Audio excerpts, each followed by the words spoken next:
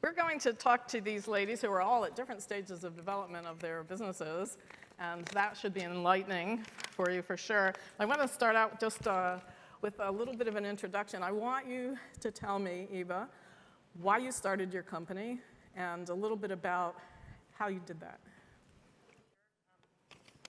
Should be on. Definitely on. It's okay. On. Hi, everyone. It's great to be here. And in terms of why I started my company, I think it was just frustration in terms of why can't this process be faster, more efficient, and I think just kind of being at a large enterprise company. So I started my career initially at McKinsey, and then I was at GE, and just kind of seeing the way software development was done in large organizations. I think that was part of the frustration, and essentially really what, as my co-founder and I, we started talking about that process and really that core frustration. That's really how the company and the first idea or that first inkling of the idea was formed. Was your co-founder somebody you were already working with? So actually, my co-founder was someone I met when I was 16, so freshman year in college. Wow. So he and we had been competing for a while, just in terms of ideas, resources, and we're just both generally very competitive. Funnily enough, he's now my husband. Yay! Congratulations. Thank you. It's probably one of the best ways of retaining your co-founder and CTO. Right. Not even one of the worst ways to avoid divorce, but. But I'd say one of the best retention methods is marry your co-founder. Excellent. But and so I think it's interesting, like when you look back and we think about what where the genesis of the idea was really formed. We always knew that we wanted to build something that would essentially take an existing process and not necessarily improve it, but think about how can you approach that process in a different way. So we never wanted to build a better horse. We wanted to see is it possible to build do it differently. Yeah, that's very cool. Exactly. And I think like approaching it from that angle was, it's extraordinarily difficult. Like it took us a few years to really work on the idea, the initial data set, and all of that.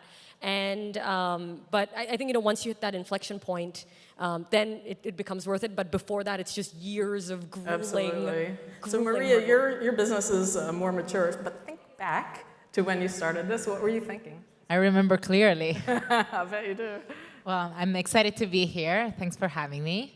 So my company is 8 years old, and it's called Chartboost. And when I'm from Barcelona, I moved here to Silicon Valley 11 years ago with the intention of starting a company. I did not know what that would be, but I wanted to start a tech company in Silicon Valley. And I joined a startup. We were doing games, learned everything about mobile game development in the early days of iPhone. Android wasn't even important at the time.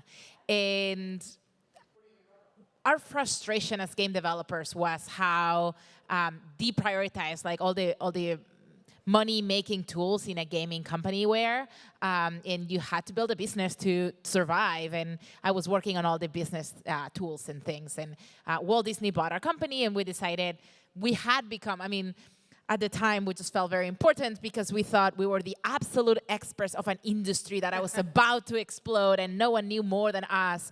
And we had 2 years of experience, but it meant more than anyone else. We wanted to empower other game developers to build successful businesses. And we did that with business tools to monetize their games, to grow their audiences. And that was the beginning of Chartboost. Well, V has the most dramatic origin story, I think, of anyone here. So why don't you say a few words about what inspired you? Okay. Yeah, it's on. Hi, everyone. My name is V, founder of Wonder Hoodie, the world's first bulletproof hoodie. Dramatic story, yeah. So I made Wonder Hoodie also out of frustration. Around 2 years ago, my next-door neighbor in Seattle was just walking home when she was approached for her purse. And she wouldn't give it up, and the person shot her 8 times in the chest, and she ended up dying right there in front of her house and mine.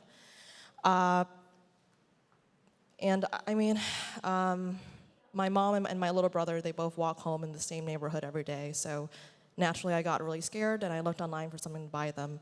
Unfortunately, I couldn't afford what was out there, even me, a Bay Area tech worker. And I didn't find anything that was really designed for women and children. And that really frustrated me. The fact that, you know, something that was supposed to protect your life and make you feel safe walking around your own neighborhood was not accessible. So with a background in health and safety and a bit of material science research, I wanted to make my own. And I did. I put it up online to see if other people would want what I made, and I guess they did, because the sales kept on coming. So that's Wonder Hoodie. Yeah. Yeah, that's a complicated thing to develop. I mean, what was there in your background that helped you figure out how to do it? Well, to be very honest, the material science research background it gave me an idea of where to start in terms of sourcing materials and this and that, but really a lot of it was already in the public domain. You just had to go out there and find it and get started. So, yeah. Yeah. So I want to talk a little bit about funding. There've been some investors on stage here, and I want to start with Maria, because you got funding from Sequoia, from some people I know there, and that's a big deal for people in Silicon Valley. But I want to talk a little bit about how you started down that path. Did you seek out women investors? Did you think that would make your life easier or not? Was it not a consideration? It wasn't at the time.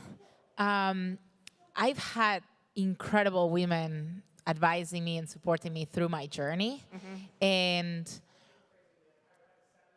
that has been more obvious to me in like recent years. So my experience has, when I started my company, I was very insecure because I wasn't an engineer, and I was very insecure because I had an accent.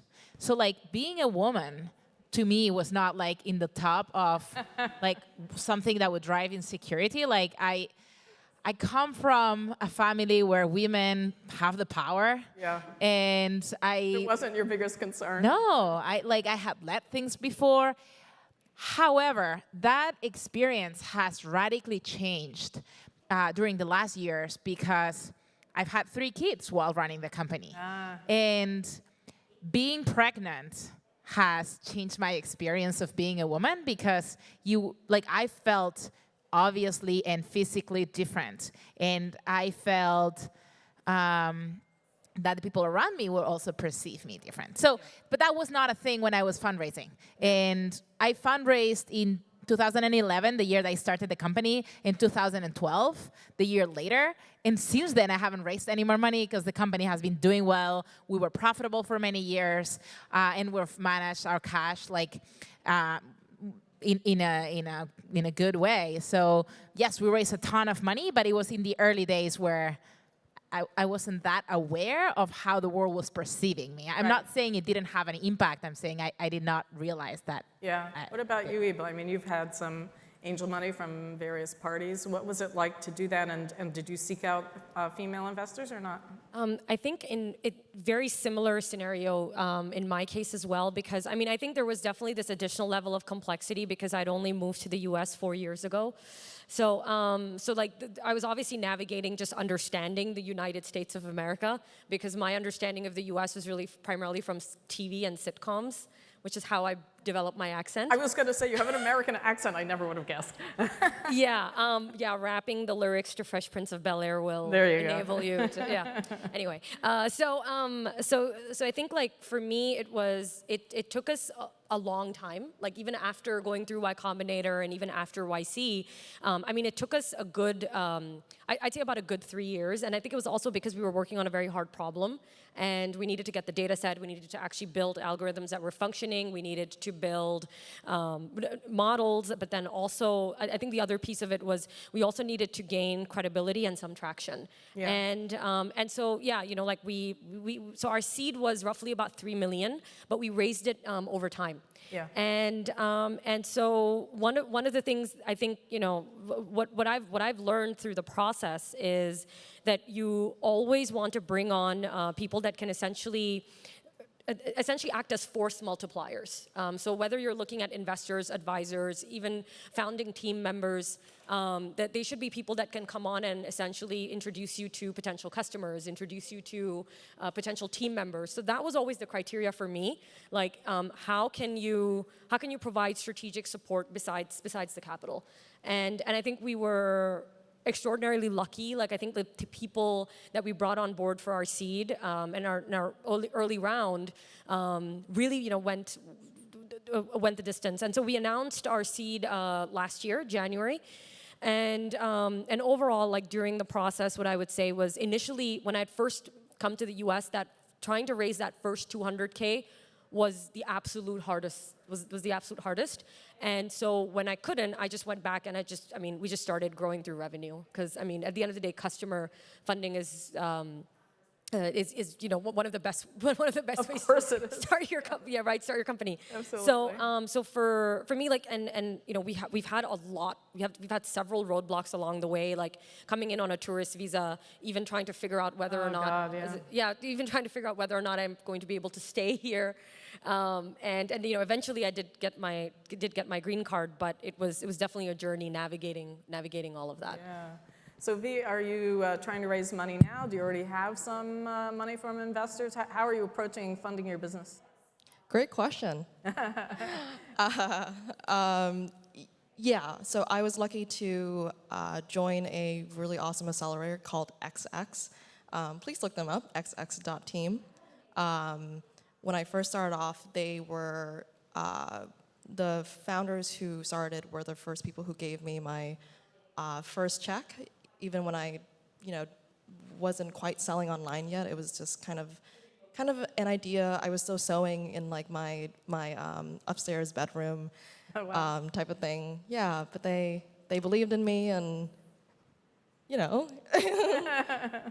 so yeah, find people who get your vision, get your idea, and then like let yourself be in that community and surround yourself with the right people. And right, fundraising. Yep. So through that program, I got my first few angel investor checks, and they also had like a demo day, and which was 3 weeks ago. So yeah, I am fundraising. I just started to have some free time this week to put my 110s into it, and yes, I am fundraising. So do you get a reaction from people as a woman being in that kind of business? In this kind of business, or not? No, not really. I think when we talk like product specificities and different about different types of guns, that's when you have the credibility. Yes, you definitely have to do your homework a lot more when talking about body armor and guns and stuff like that. But it's definitely doable. But for fundraising and everything else, I haven't really had too much of a problem. But yeah, those guns and what different bullets mean, and it's lots of homework to be done for sure. Yeah, it's an interesting kind of expertise. So Maria, what was it like to start hiring your first employees beyond the founders? And did it feel different because you were a woman, or because you had the accent, or because you were pregnant? What made it hard or easy? I know it's hard to hire, period, but I was just wondering about your experience. We hired before we fundraised. My co-founder and I put some money into the company, and we hired first interns, also without visas, without paperwork, without everything. But like, we figured it out, and we hired like an engineer and a designer. The moment I got the first 300K check, then I set up payroll and contacted someone that I knew would only join for a real company. And I'm like, okay, we got this, you can join. And she joined with benefits and payroll and stuff. I also got myself an H-1B, so that was important. And I guess like 2 of my first 3 hires were women, but like it was not necessarily intentional. Like we're just hiring, and you're asking if it was hard because I was a woman hiring people. I did not feel like it was hard because I was a woman. No. And were you deliberately looking for a diverse workforce, or were you just specifically looking for the skills they had, or So both? I am an immigrant and a woman. My company, when we were 2 people, like felt diverse. Then we hired another immigrant. He was a man, and then another immigrant woman, and like we were a diverse team. By definition, Yeah, yeah. Our diversity definitely helped us in reaching a market that was worldwide. Like our first customers were one in Canada, another one in Greece, another one. Like we just didn't think about, oh, let's start in the US and then go worldwide. We were a worldwide business. Gaming and mobile were in the world, and we just never thought about US first. I do think that me not being from the US helped me in that, because I had more confidence in just reaching out to everyone and speaking a little bit enough of like some real languages to like talk to people and feel, I don't know, I just do feel that was an advantage at the time. And then as we grew, the biggest thing when you're a first-time founder and you're hiring a bigger team is you've never managed anyone, and then you've never managed managers. And when you're hiring someone senior that has been at Google and like they know their job, and you're like, Now you're their boss. and now you're their boss and you don't know how to do their job better than them, but like building that team dynamic, that was challenging. Yeah. I'm not sure if it was especially challenging because I was a woman. Maybe it was, and I just was naive at the time and didn't notice. That's probably what happened, but I just thought it was hard because I had never managed anyone. Yeah. So Eva, how many people do you have in the firm now? Okay, so well, what's a little crazy is that so right now we're about 12, but we're growing to 40. Like I made, Oh, wow. so I made. Everybody's gasping for you. It's yeah, it's we're navigating this, I think, entirely new terrain because we've been under 10 for so long. Like we've been under 10 for over 2 years, and now we've hit this inflection point, and so like today, I mean, I made 6 offers. Wow. So, Men Men or women or both? both. Actually, Okay. yes, I'm happy to say. And so basically, it's interesting because we're hiring an executive team as well. So we're building out leadership. So our VP of Sales, VP Product, VP Marketing, and so it's definitely new terrain. And I think also, obviously being a founder when you're a founder in your 20s, it's a different experience when you're hiring executives, especially. I think one of the things that I've realized is that you need to. I mean, they need to have a source of respect. And I think for us, one of the things that I've been really humbled by, is that we've built this incredible founding team.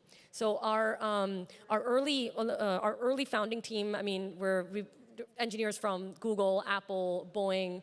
And we don't necessarily look for those logos when we hire, but it's been great to see that even with even like with just that seed round, we were able to build a stellar team, and now we're really going for moonshot hires, people that have taken companies to the next level. And so one of the most important things I've seen during hiring is that you need to make sure that you're essentially selling the company vision, but at the same time that you're instilling confidence and that that you really know your stuff. So for example, we have gone through about 450 applications in the last 4 weeks, and so we brought on a technical recruiter. We have someone in ops as well, and me, and then all the hiring managers going through this process.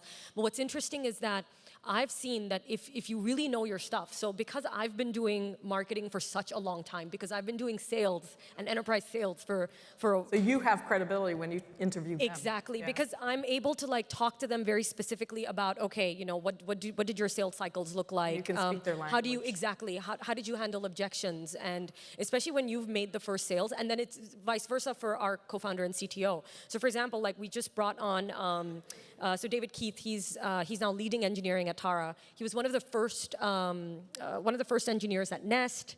Before that, he was 9 years at Apple, and then he grew the team out at Nest, and then eventual acquisition by Google. So what we've seen is that David and Sayed built that relationship over the past few months, and of course relationship is important, but at the same time that level of trust, Yeah. where you're bringing someone on who knows, obviously has a much deeper and wider breadth of knowledge than you do in that domain and in that specific area, but at the same time, I think you still need to be able to speak at that same wavelength. And I think that's what's exciting. Like now entering this new phase of the company, it's I mean, I'm not getting any sleep, but it's, but But you'll get more help. yeah, I mean, but it's great because I think just seeing, I mean, yeah, it's just we just moved into a new office space. I think it's just been a quarter, and I think we're only going to last another quarter in that space. Yeah, wow. So, but yeah. So V, how many people do you have? You and- So we've been selling for about 8 months now, and for a good 6 months of it, it was just me. But I recently hired a customer service rep, and he's been great and a big help. Did he already know Double this the domain, team. or did you teach him? He's a fast learner, so it has been a pleasure. But yeah, I'm a big fan of doing everything you can yourself until like you're just, until it's not physically possible anymore. So yeah, that happened. We got into a bit of press, or maybe a lot of press recently. Yeah, you did. So, yeah. And yeah, he's been a huge help. I also had like a social media intern too, because I'm not too big on the hashtags and the emoticons and stuff like that. So yeah, so that's been really helpful. Also, it's interesting because I did choose my customer service rep. I definitely wanted a guy to do the customer service repping. I've had a few customers who've called in, and I would like pick up. We have like a 800 number set up, but when they would be like, press 1 for sales, press 2 for general inquiries, press 3 for And it was everything always else. Yeah, all of that went to me, and I was just like, "Hi, this is V from Wonder Hoodie. How can I help you?" And then they're like, "Can I please talk to your boss, please? Where is he?" And I'm just like, Oh, of course. I didn't know how to answer, and I'm just like, "Oh, he's not here right now, but like, how can I help you?" And You didn't say I'm the boss? he sounded angry, so Oh, no. I don't know. It's been interesting. I'm trying to learn this as I go along too, but when they say the customer is always right, and then you're just like, yeah. what do? So that having customers like that unfortunately fueled some of my hiring decisions. Yeah. One day maybe today, maybe tomorrow, I'll be like, I'm the boss. Yeah. Right. Hi. But overall, it's been good. Just I was wondering, and any of you can answer this. Were there people around you who said this is really crazy, you shouldn't be doing this? All And the time. How did you respond? Well, what did you say to them? I mean, I still don't know how to respond. I think, look, I will say this. I think in any field, in whatever you're doing as an individual, you're always going to have naysayers. I mean, like, there's this, I'm a huge comic book nerd, and like Stan Lee constantly talks about how he was always told that, nobody's going to watch a man swinging from a spider web in a tight pair of, and wearing underwear outside or whatever.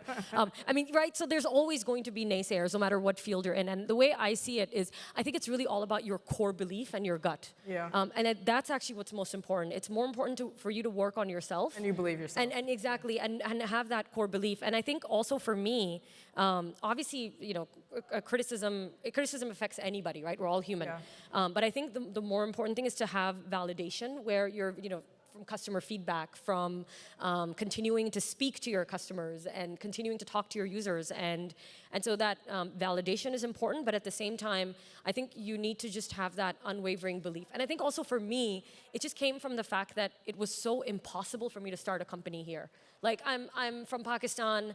I came in here on a tourist visa. I didn't even do my postgrad here. I didn't have family ties here. There was just no way that this could have happened for me and for my co-founder. And so I think for us it was just because we had gone through so many impossible situations that and we still obviously there's still it's funny, even if 6 weeks ago I was worried and anxious about how are we actually going to bring on a stellar team and a stellar executive team.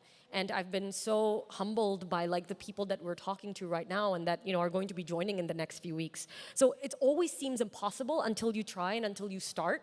And I think it again goes back to... And then you can feel how it's going. I think Yeah. we've been told to stop, but do we have time for audience questions or no? We have 5 minutes for questions. Okay, so let's take some questions from the audience. Come on, we have these remarkable ladies. You can learn something.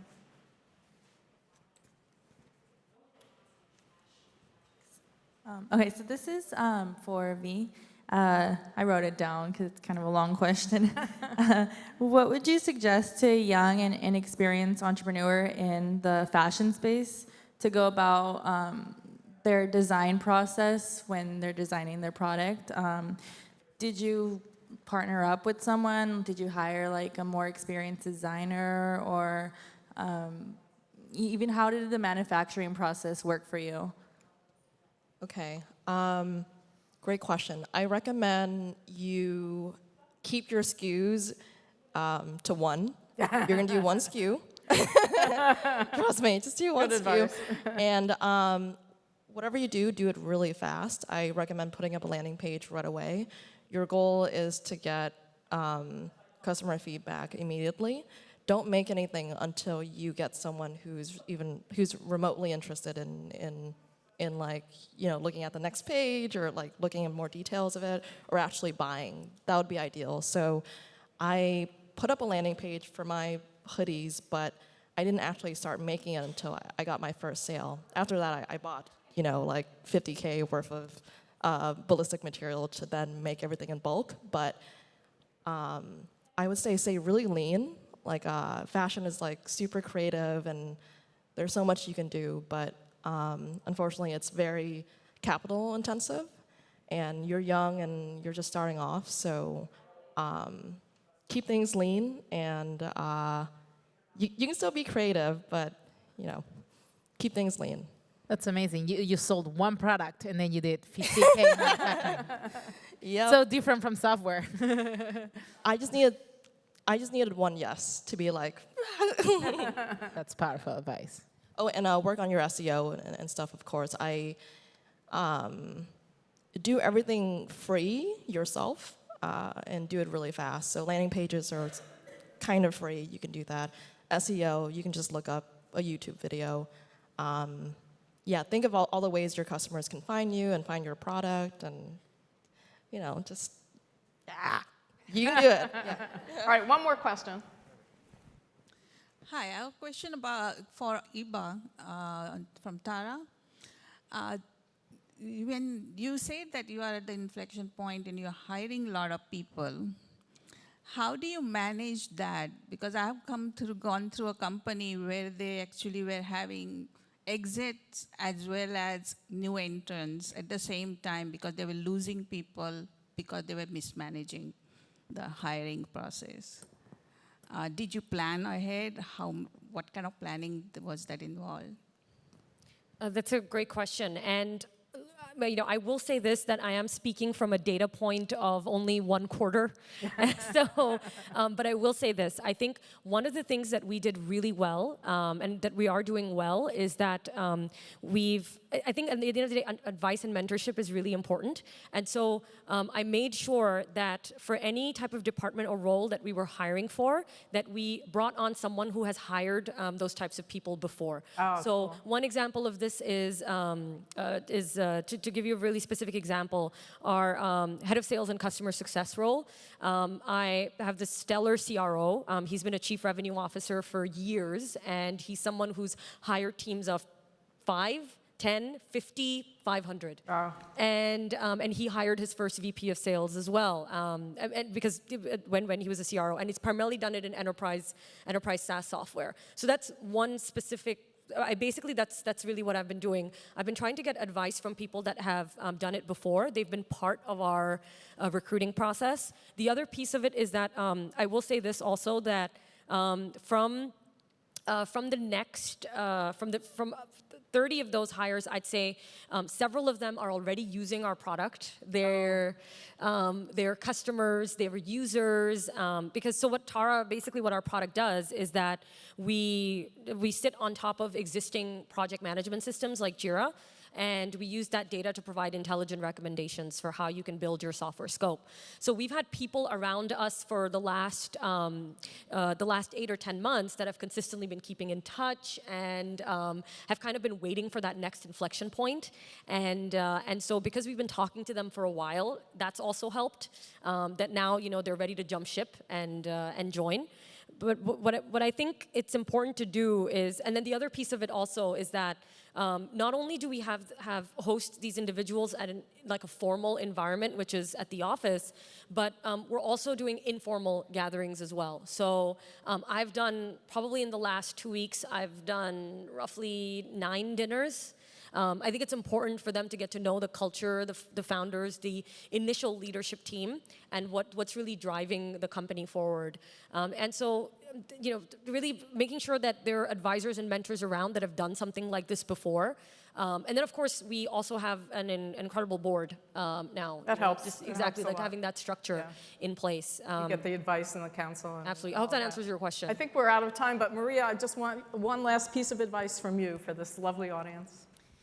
Well, the question you asked about crazy made me think, because I was actually thinking that the cool thing about Silicon Valley is that people might say, no, I don't want to give you the money, but not that many people think, I don't know. My experience is everyone in Spain Everybody's thinks a I'm little crazy. crazy, right. My family thinks I'm completely crazy. The moment I quit Disney to start a company and left my visa, they thought I was crazy. But I would go to a VC and pitch this and be like, well, they might not be interested, but you only need one yes. And if people are not thinking you're crazy, they're just thinking they don't know. So I felt like this is an empowering ecosystem where, yeah, we're all a little crazy and we're just dreaming and everything is possible, and you're crazy until you're successful. We're very lucky to be here. Love Thank that. you. Thank you.